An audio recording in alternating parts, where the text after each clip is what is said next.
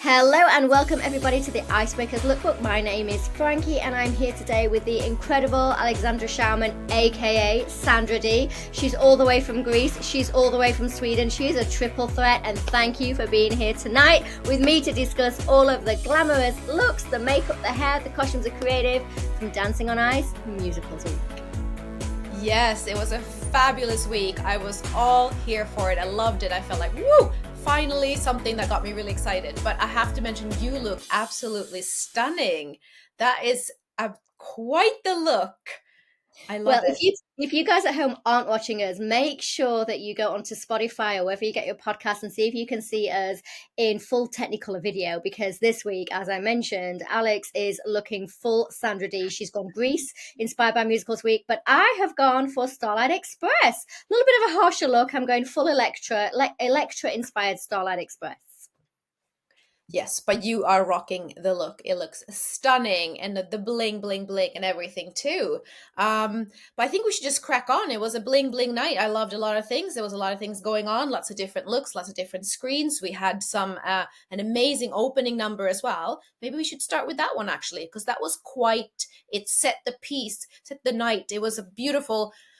I love the screens. Obviously, we had Michael Ball and we had Alfie Boe on stage singing live. It was so exciting. They did, it was West Side Story, wasn't it? It was stunning. Tonight. Oh, sorry. I'm sorry, Alfie. I'm sorry, Michael. I apologize. And I've Well, I sang last time. You sing this time. I love it.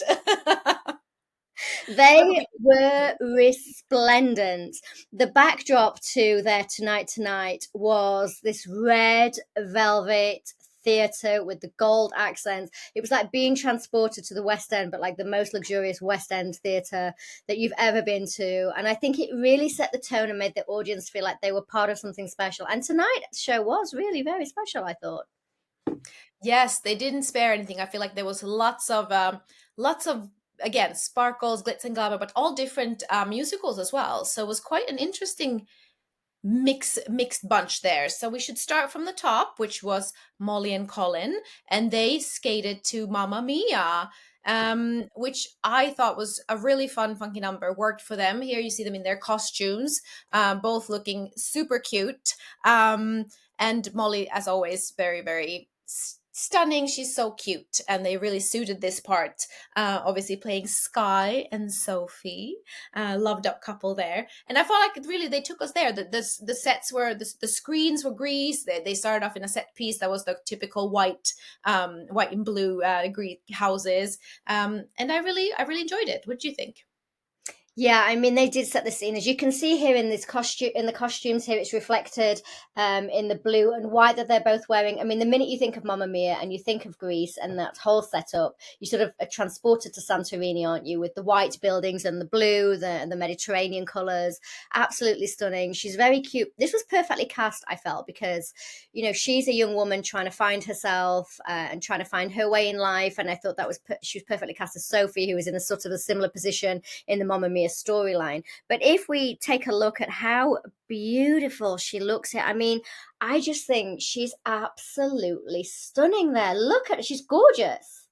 Yeah, I love this. And again, I like the hair it was quite understated. It wasn't Dancing on Ice. It wasn't the wigs and the big hair, the big makeup.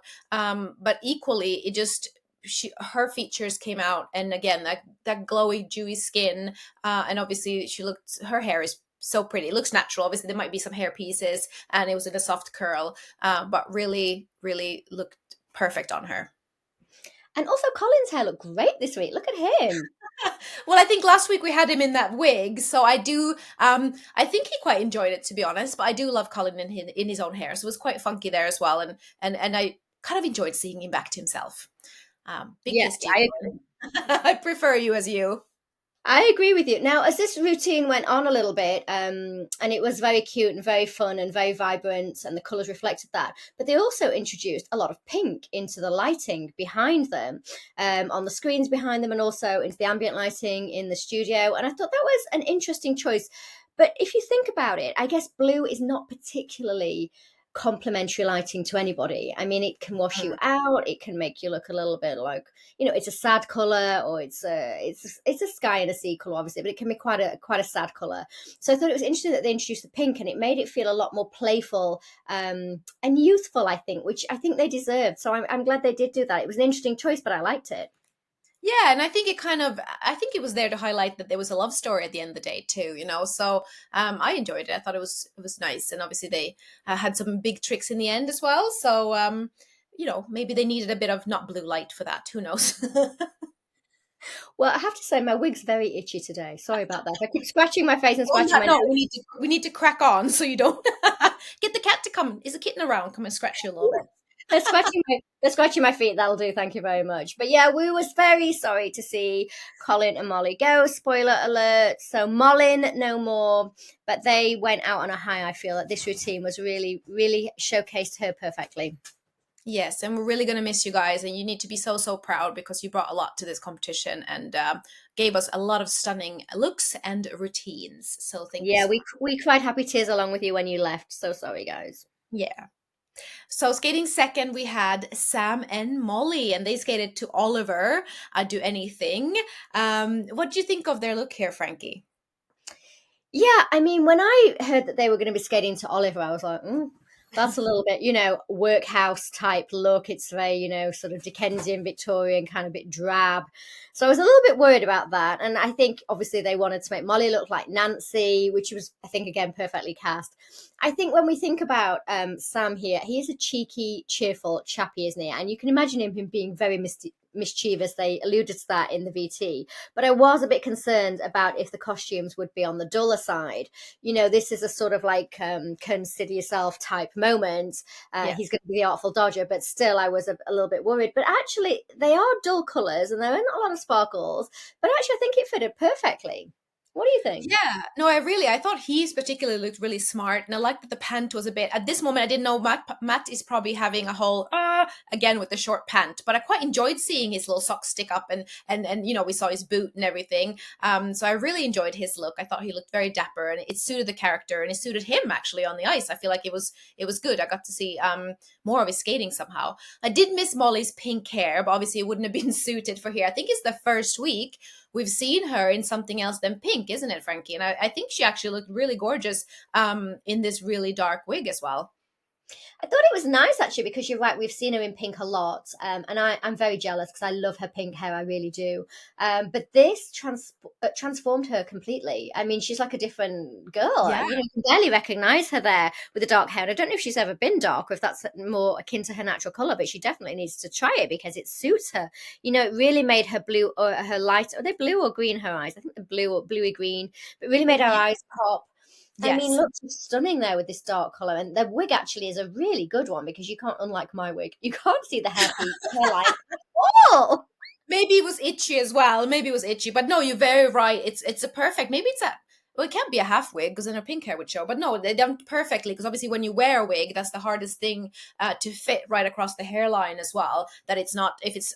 I have quite a large head, so usually wigs are quite small on me. And what happens is they maybe start off here and then they creep back and back and back. So again, obviously the glam squad are amazing on Dancing on Ice, so they would have all this under control. But it can be quite tricky as well wearing a wig. But she looked stunning in that. And again, I think she could have a bit of different makeup, and she did because of the dark hair as well.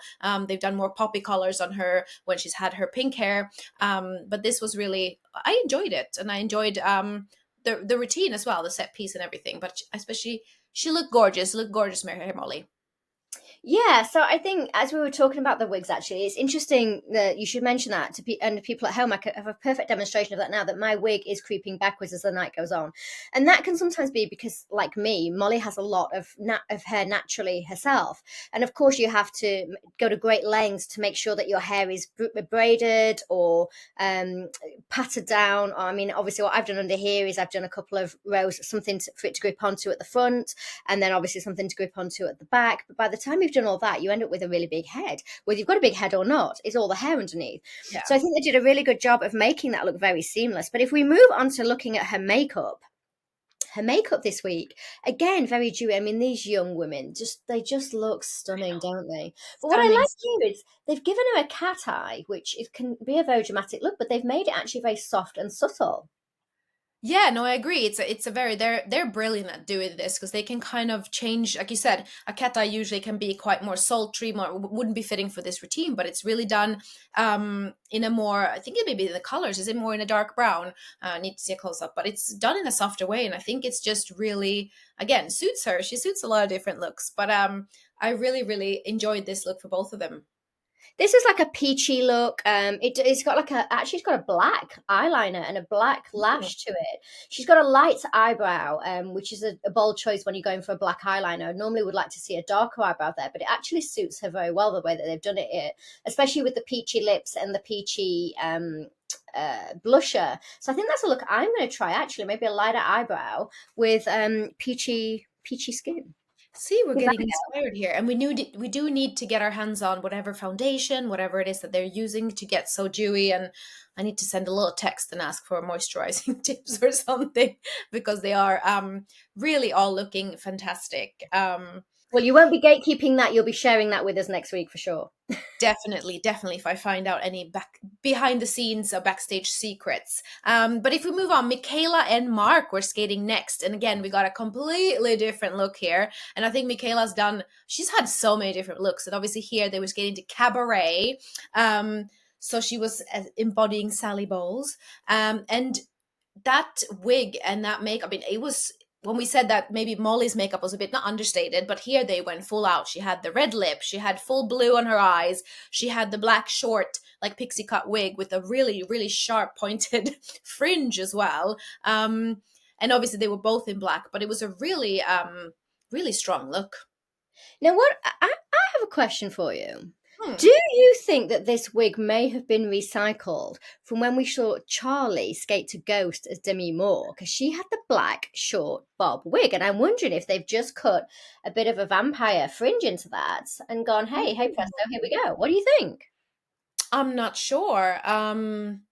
Potentially, I do know that when there's wigs in the show, what happens is the team comes in, or the hair person in charge. Marcus would be there as well. Obviously, he's the main person in charge. But they come in and they work on the wigs earlier in the weeks. They're all on their little head, and they get them done so that when you go to put your wig on, it's already in style. Because obviously, sometimes if you have an opening number, if there's quick changes, there's no time to put the wig on and then style it. So they're all done, and it's quite a funny look backstage when you have all these heads, model heads kind of, and all these different wigs set on, especially when it's some weeks with kind of crazier. I think one musical week years ago we had Rapunzel or something, and her hair was like out in the corridors because it was it took Too up so big. much space. Too big. It was just too big. Hair everywhere. Big hair, don't care. Now, this makeup look on Michaela this week. Now, this is interesting. She's got a very big, bright blue eyeshadow and a bright red lipstick. And I feel like this would have been very much at home last week in the 80s. But last week, I thought the makeup was quite tame. But this week, I'm like, yes, go big, go home. Yes. Well, maybe they listened to the podcast and gave us a bit of that, but gave us a bit of 80s love this week as well. No, it was interesting. Obviously, I've seen makeup like this in cabaret, obviously from the style, and it's in set in Germany and everything. But when she went to the in the VT they showed, she actually went to the theater on the West End and stuff, and it wasn't the makeup that the Sally Bolt there had on. So but again, I liked it on Michaela. She has she can pull off a lot of looks, that girl. Now, again, a very light eyebrow, and I would have thought with this dark wig and this dramatic makeup, they would have done her eyebrow much darker. Now, if we think about kind of cabaret or that typical Yeah. look for this kind of routine, you would have expected a very sharp black sort Yes. of wartime eyebrow. So this is another bold choice with the lighter eyebrow. I think I would have liked to have seen something a bit darker. Yeah, well, I hear that you like a dark eyebrow, right? Well, with a I can. black wig, I mean, she's a fair-haired, fair-skinned lady, so not with her No, I normal agree. Especially color, for but this look, I dark think wig. she could have had a much stronger, because I think that's what they actually had as well in the in. I even think about the movie, because obviously it's a movie made as well, apart from the musical. So yeah, I agree on that. Could have had a Yeah, stronger brow. I think they dropped the ball on the brow, but where they dropped the ball on the brow, they picked it up 10 million times in the costume. So let's talk about Mark and Michaela's costuming here. I mean, va va va va va va boom! She looks amazing. Hot, hot, hot. Just I love this look for them. Again, the way they started off, it was like a little musical within a musical. The whole number was set and choreographed stunningly, and the costumes, mwah, chef's kiss. I really enjoyed this on them, and what a cute body I have to say that Michaela has. This costume was not hiding anything. I mean, she was in this black, it was tight, it was fishnets. She had the stockings with the pull up as well. So it was a very kind of, it was a very sexy look actually. Very, very demure, very sexy. Also, Mark, you look pretty good too. So we're showing Yes. you some love too. You look great. Yeah, I kind of love it. Like a half t-shirt as well. Obviously, the top half was more meshy, more see-through. So really, It's giving yeah, me, both Mark's very, giving me, very more Mark, sexy. Mark's giving me a corseted look here. Obviously, he's got the see-through top half of the shirt, and then sort of a corseted look just over the top of his chest. So, I mean, yeah, they both of them, the two of them, definitely getting 10 out of 10 for the sex appeal levels on this one, people. Well, before we move on to the next couple, we have to talk about another outstanding look that we had on the main episode of Icebreakers. We had a little special guest come visit, and he was looking fantastic. What did you think, Frankie? Well, it was our very own Matt Evers. It was the queen, the king, the prince of podcasts, in fact. So he showed up fully dressed like a monarch from the 14th century. He had his robe, he had his crown. Honestly, the guy blew me. I feel like I should just bow down to him and like back out on my hands and knees. Honestly, we're just all subjects to the queen, the king, the prince of podcast, Matt Evers. So well done to you, Matt. Thank you for brightening our day with your red. Well, Alex called you a Dalmatian at one point, which I thought was a little bit cool. I mean, Really we weird. had everything going on. And you had intro music. So first we didn't see anything, we just heard something. You had intro music, and then yes, it was a fabulous costume that was very expensive, but it had lots of things going on. It was a mushroom cap and 101 Dalmatians all in one, wrapped into a king and prince, and yeah, I loved it. It's a Well 10 from done. me. It's a 10 from me. A 10. But now, in perfect contrast, we've gone completely back to the farm for our next couple. That was very, very good. Yeah, next skated was we had Dan and Vanessa, and their musical they had been given was Oklahoma. So yeah, you're very right. We went back in time, and we went back not from Germany then all the way to the States, Oklahoma, and it was cowboy ranch. It was line dancing. I don't know.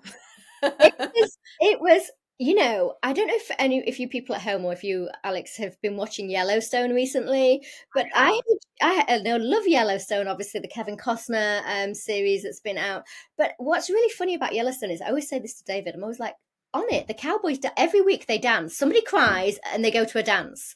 Now you can't unsee it. Like every time you watch Yellowstone now, you're like, she's right, they're doing a dance again. The Cowboys are always dancing and somebody's always crying.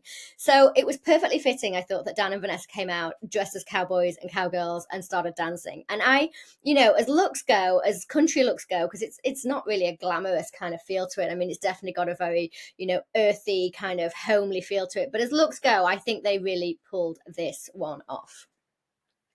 Yes, obviously we saw Dan there in again very handsome. He suited very well this costume. He had his jeans on with these, I don't know what they're called that cowboys wear. These, I don't have the English word for it now, but the pantalones things. No, The they're called chaps.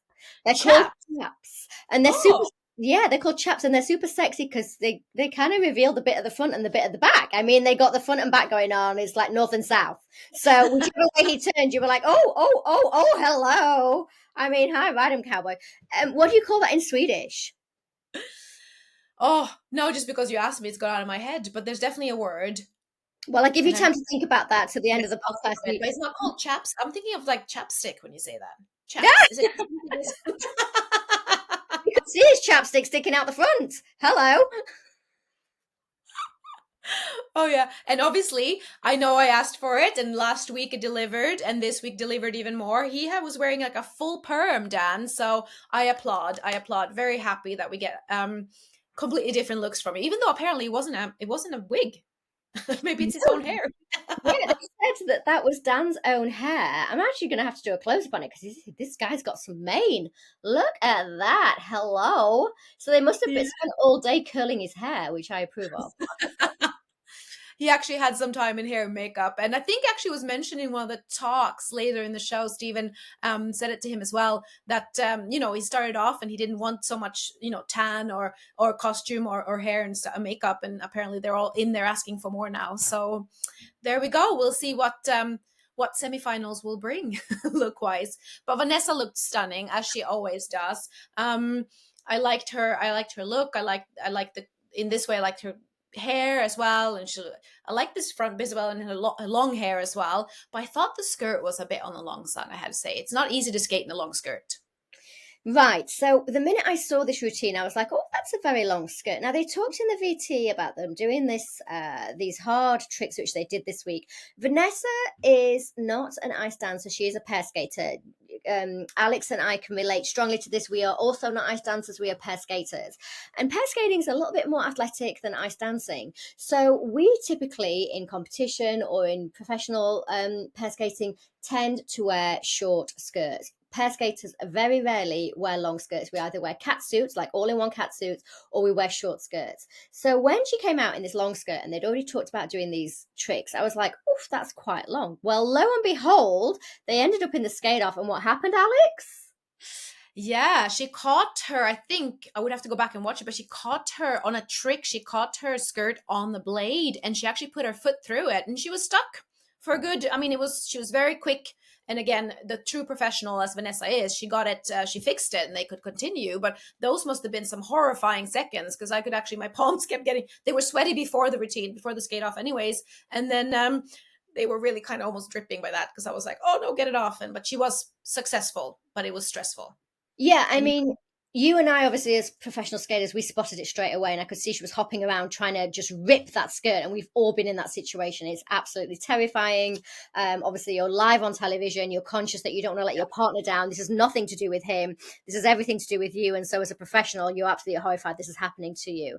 And I think it's something that costume department will be aware of. Well, they're probably already aware of it, or they certainly should be aware of. They'll definitely be aware of it next time. Vanessa doesn't need long costumes. She needs tight, short, out of the way costumes with no issues. This routine was all about the theming, and it was very themed, and it was very on theme. It's the details here. His underneath his shirt, he's got the scarf, he's got the chaps on, but there's a lot going on here, and I think it did end up becoming a little bit cumbersome and a little bit off-putting for both of them.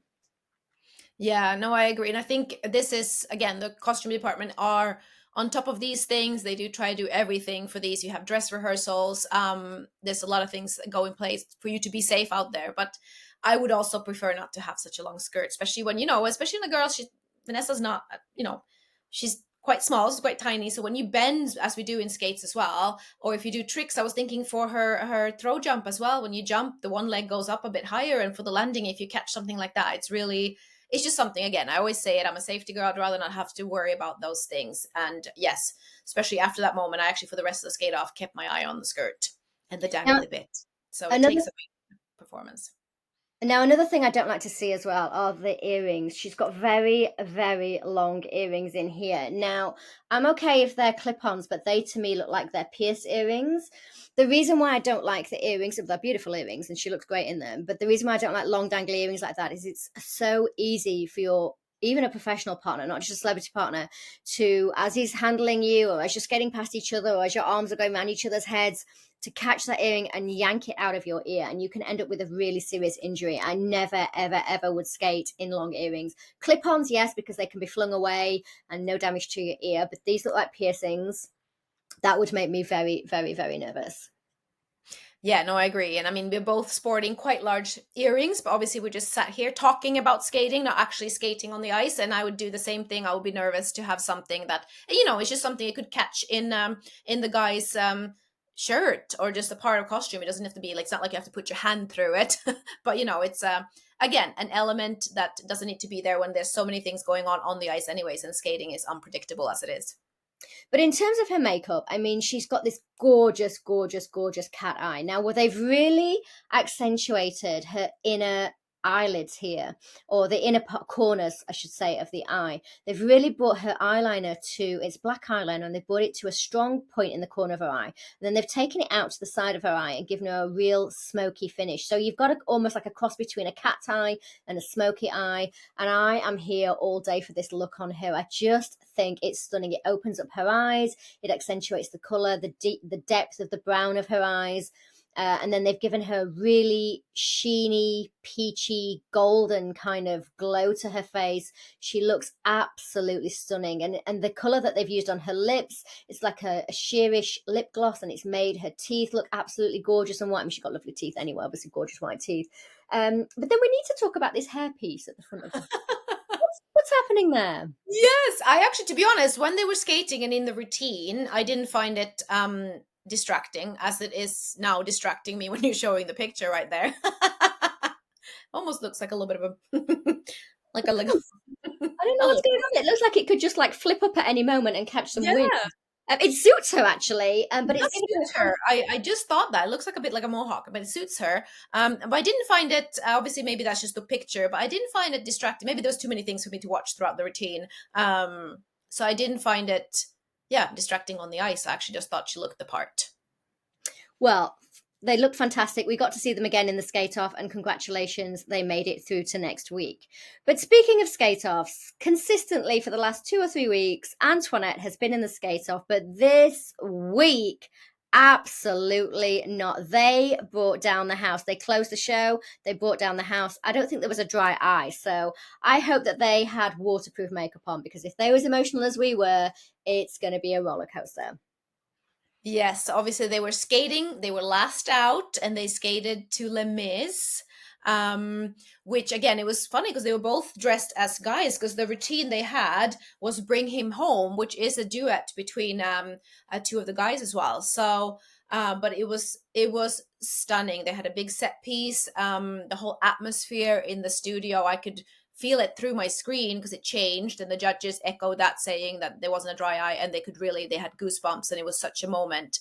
And I'm very, very proud of them as well, because what was really stunning, look wise, creative wise, for this was that they had low smoke that filled the whole ice and kind of dispatched throughout the number. But it's quite difficult to skate in the low smoke as well, because you don't see the ice, so you don't see your feet. And even though, yes, we're not meant to look down, you still look and see the ice. And with the smoke, you don't. So it's quite tricky as well. And I know for a fact that you just get the dress run to test the smoke and maybe one of the camera blocks. So you don't have that many tries.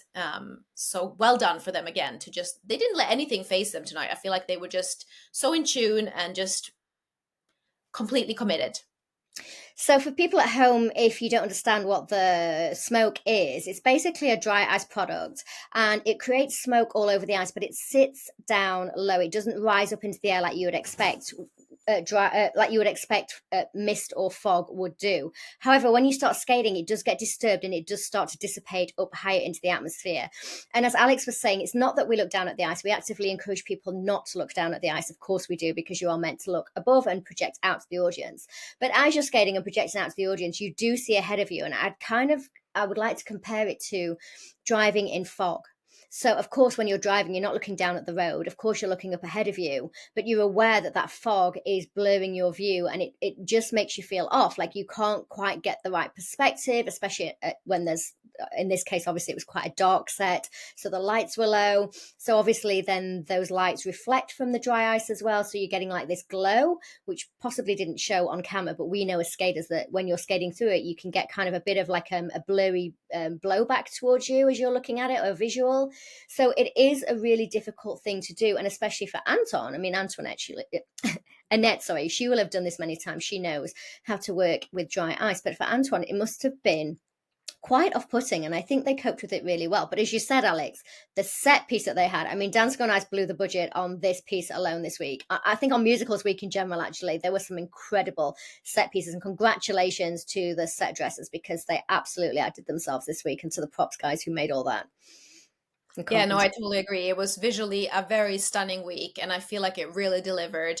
I know we probably mentioned it already, but a few weeks fell flat, but this week was, and the costumes here, I have to say, again, I really thought, again, not vests, pants, belts, but just again, they completely looked the part. And maybe the fact that they weren't, I don't want to call it simple because it's not the right word, but a bit understated again, but just added to this routine for me.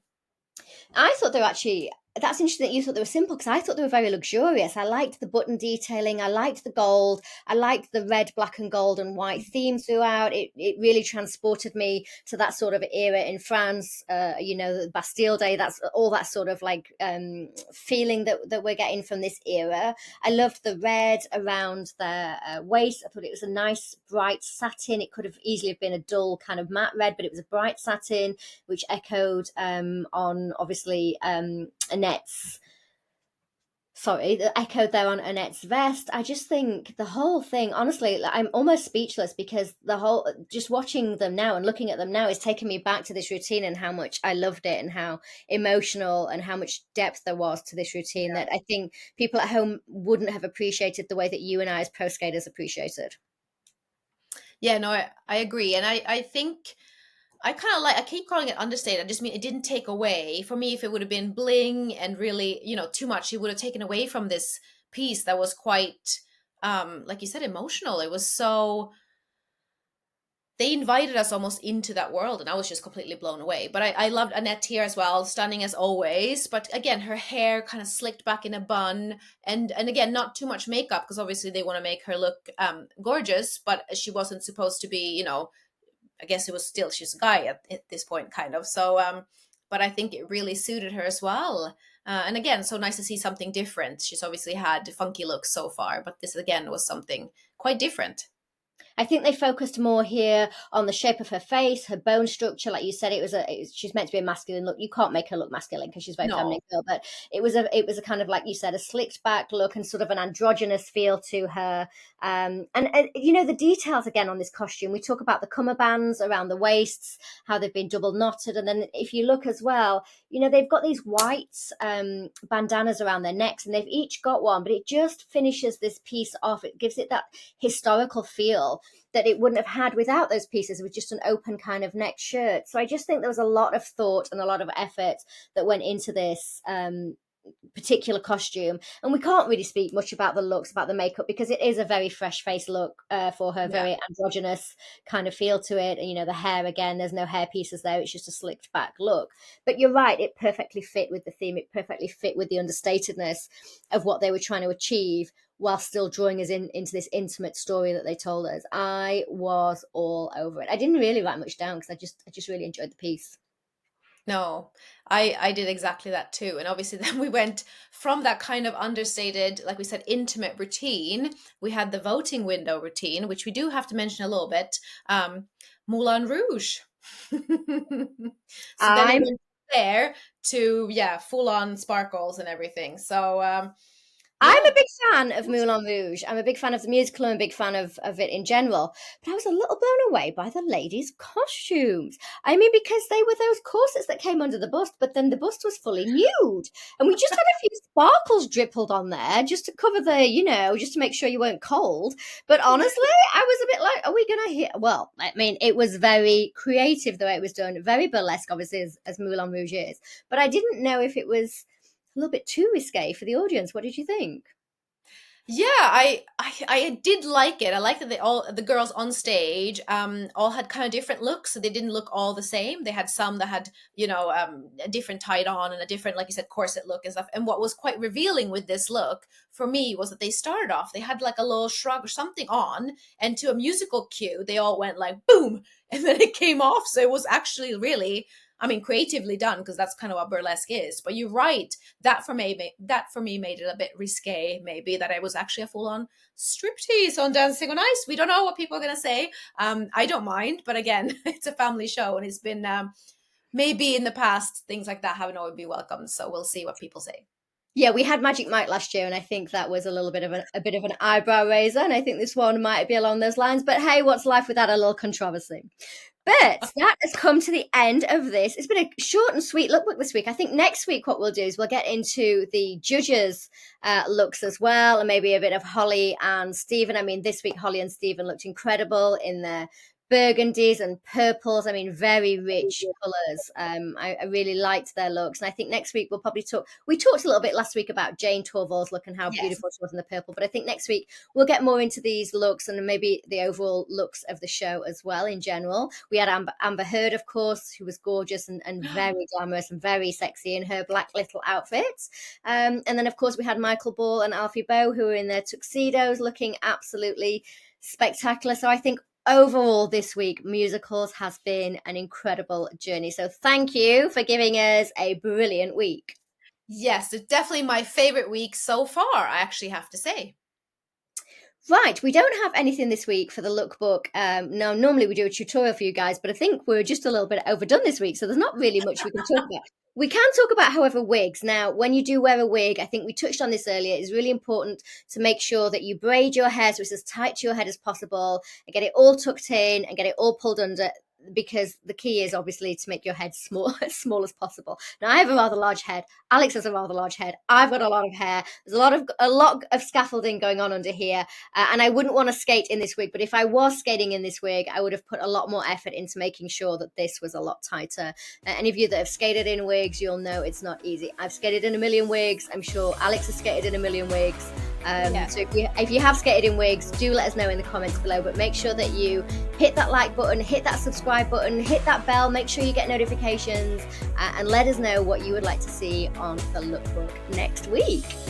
Yes, guys, thank you so much for tuning in. Thank you for being here with us. And yes, please, like Frankie just said, let us know what you want to see and hear, and we will deliver. Thank you, guys. We'll see you soon. Mwah.